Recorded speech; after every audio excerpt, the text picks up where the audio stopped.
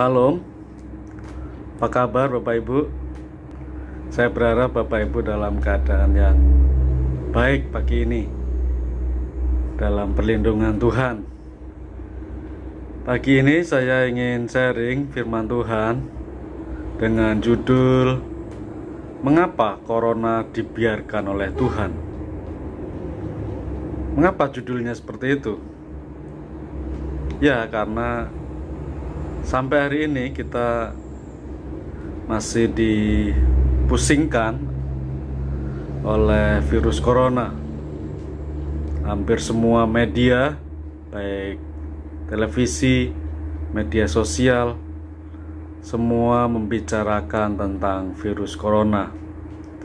Bahkan hari ini virus corona itu bukan masalah virus atau masalah nyawa yang terancam, tapi sekarang keamanan juga perekonomian di seluruh dunia guncang gara-gara virus corona. Sehingga wajar kalau kita bertanya, kira-kira mengapa virus ini yang sudah memakan ribuan jiwa meninggal dan Tuhan masih belum menyetop virus ini, belum membinasakan virus ini. Di Indonesia sudah lebih dari 100 orang yang meninggal karena virus ini.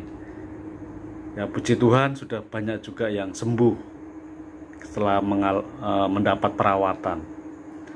Jadi masih relevan dan sangat relevan karena kita masih dalam situasi menghadapi atau melihat atau mendengar semua hal tentang virus corona. Bacaan kita pagi ini yaitu dari Amos pasal 4 ayat 9 sampai 11. Saya akan bacakan untuk Bapak Ibu. Amos pasal 4 ayat 9 sampai dengan 11. Demikian firman Tuhan. Aku telah memukul kamu dengan hama dan penyakit gandum, telah melayukan taman-tamanmu dan kebun-kebun anggurmu, pohon-pohon ara dan pohon-pohon zaitunmu dimakan habis oleh belalang. Namun kamu tidak berbalik kepadaku. Demikianlah firman Tuhan. Ayat 10. Aku telah melepas penyakit sampar ke antaramu seperti kepada orang Mesir. Aku telah membunuh terunamu dengan pedang pada waktu kudamu dijarah. Aku telah membuat bau busuk perkemahanmu tercium oleh hidungmu. Namun kamu tidak berbalik kepadaku. Demikianlah firman Tuhan. Ayat 11. Aku telah menjungkir balikkan kota-kota di antara kamu, seperti Allah menjungkir balikkan Sodom dan Gomora, sehingga kamu menjadi seperti puntung yang ditarik dari kebakaran. Namun kamu tidak berbalik kepadaku. Demikianlah firman Tuhan. Jadi dari pembacaan 3 ayat itu kita bisa menarik satu kesimpulan Bapak Ibu, bahwa musibah yang dialami oleh Israel itu penyebabnya adalah Tuhan. Apa iya? Iya. Tapi itu bukan tanpa alasan ya. Tadi kita baca alasannya jelas. Apa? Karena Israel yang berdosa, yang menyembah berhala, itu tidak segera berbalik kepada Tuhan. Makanya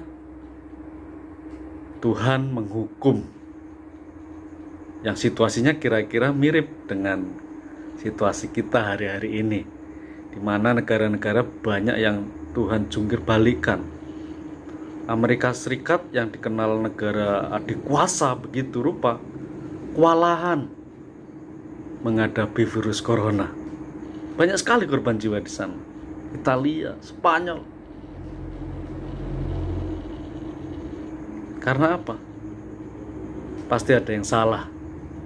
di bangsa-bangsa ini.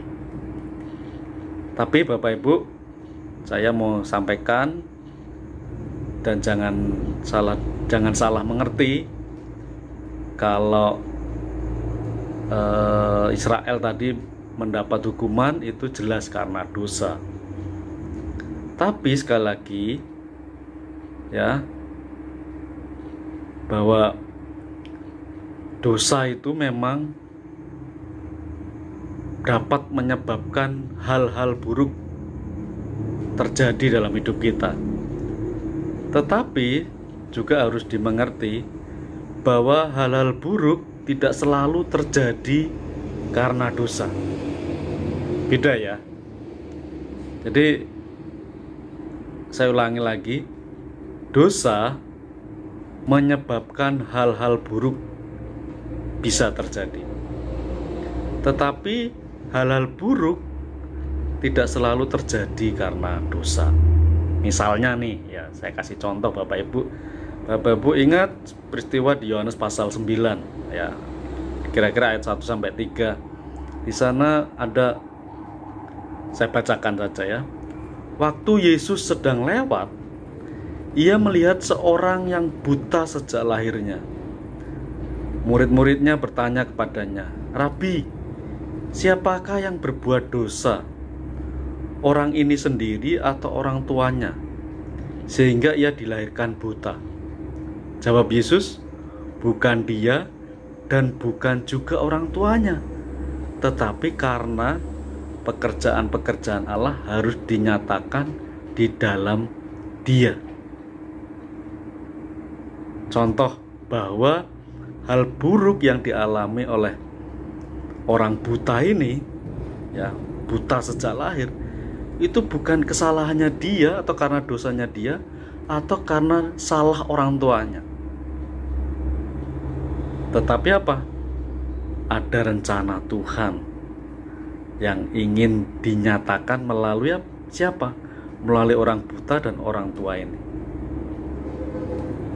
Jadi hal buruk terjadi bukan karena dosa ini ya. Contoh lagi Bapak Ibu, pasti ingat ya, tokoh Alkitab besar di Perjanjian Lama yang kaya raya, tapi kemudian hartanya habis, ludes, istrinya, anak-anaknya hilang semua.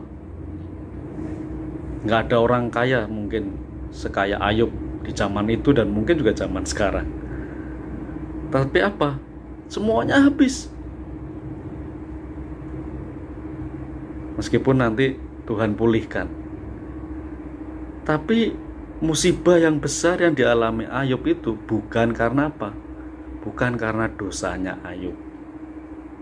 Tapi apa? Ada rencana Tuhan yang mau dinyatakan kepada Ayub. Dan Tuhan, kalau dibaca di Ayub pasal pertama, ada dialog di sana antara Tuhan dan iblis. Kira-kira Tuhan mau menyatakan bahwa ada orang yang tetap setia kepada Tuhan meskipun menderita.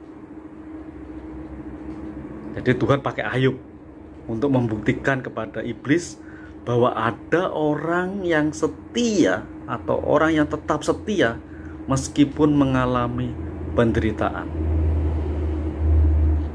Jadi Ayub mengalami musibah, mengalami penderitaan bukan karena dosa Ayub.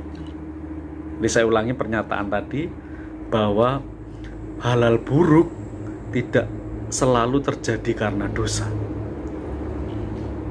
Tapi kalau dosa selalu menyebabkan hal-hal buruk terjadi. Tadi contohnya Israel tadi ya, itu mengalami hal buruk, mengalami hukuman karena apa? Karena dosa-dosa mereka kepada Tuhan. Dan ada banyak mungkin contoh Bapak Ibu mungkin mengalami atau orang-orang sekitar kita mengalami hal-hal buruk ya, yang mungkin orang bisa menghakimi, menilai bahwa itu pasti karena dosa. Satu contoh, saya punya teman pelayanan di Sumatera. Orangnya baik sekali, setia melayani, udah puluhan tahun melayani Tuhan, banyak orang punya kesan yang baik kepada hamba Tuhan ini, kepada teman saya ini. Tapi akhirnya dia meninggal karena kecelakaan di jalan raya. Tragis sekali. Dan saya dan banyak teman tidak bisa menghakimi bahwa kecelakaan itu karena dosanya. Artinya kematian yang tragis itu disebabkan karena dosanya. Tidak. Ada banyak hamba Tuhan yang melayani Tuhan, mengalami hal-hal buruk, dan itu bukan karena dia melakukan satu kesalahan kepada Tuhan, tapi Tuhan mengizinkan itu terjadi. Supaya apa? Supaya kemuliaan Tuhan dinyatakan lewat hamba-hamba Tuhan itu. Dan mungkin kita ngalami hal-hal seperti itu. Mungkin enggak masalah-masalah besar, tapi hal-hal kecil kita ngalami dalam keluarga, dalam pelayanan, dalam pekerjaan. Tuhan mengizinkan sesuatu terjadi dalam hidup kita dengan tujuan Tuhan mau menyatakan kemuliaannya lewat hidup kita.